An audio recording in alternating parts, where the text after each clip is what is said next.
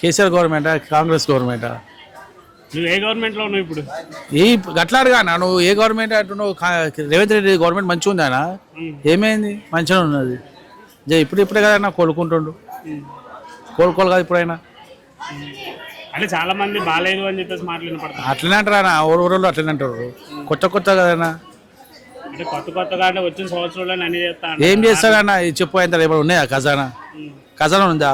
ఖజానా లేకుండా లక్షల కోట్లు అప్పు చేసినట్టు. ఎవరు చేసి ఆయన చేసిండు అప్పు? ఎలా చేసిండు చూపిమ్మని వాళ్ళన చేసిన పాతలు చేసిపోయింది. ఆయన గుర్సా ఉన్నాడు.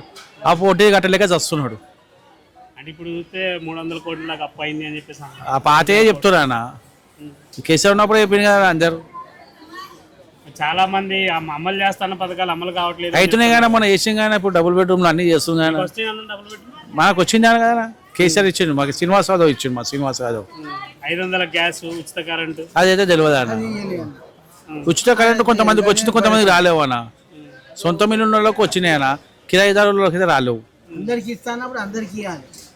ఇప్పుడు నీ ఇల్లుంది కదా, నీకు వచ్చింది, మాకు రాలేదు. మేము కిరాయి ఉంటాం కదా, మీరు మాకు ఇయ్యలేదు.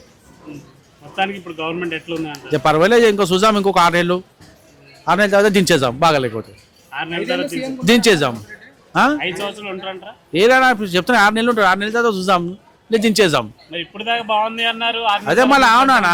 ఇప్పుడు నువ్వే అంటున్నావు కదా అప్పు ఉంది అని. చూసాం ఇంకొక 6 నెలలు ఛాన్స్ ఇచ్చి. అప్పు చేస్తారా లేదా, మళ్ళీ ఏమైనా చేస్తారా?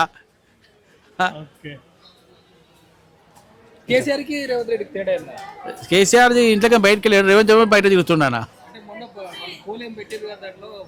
ఫామ్ హౌస్ ఇప్పుడు ఓలైనా కొత్తగా ఆయన మంచిగా ఇచ్చిండు. అది కేసీఆర్ గవర్నమెంట్లో ఏంటంటే అన్నదమ్ములు కొట్టుకురన్న బాగా భూముల కోసం. ఇలా దాంట్లో ఏమో ఉన్న భూములన్నీ గుంజుకుంటున్నానా? కొట్లాడలేదు, కొట్టలేదు, ఉన్నాయి గుంజుకుంటున్నారు, ఏడుస్తున్నా.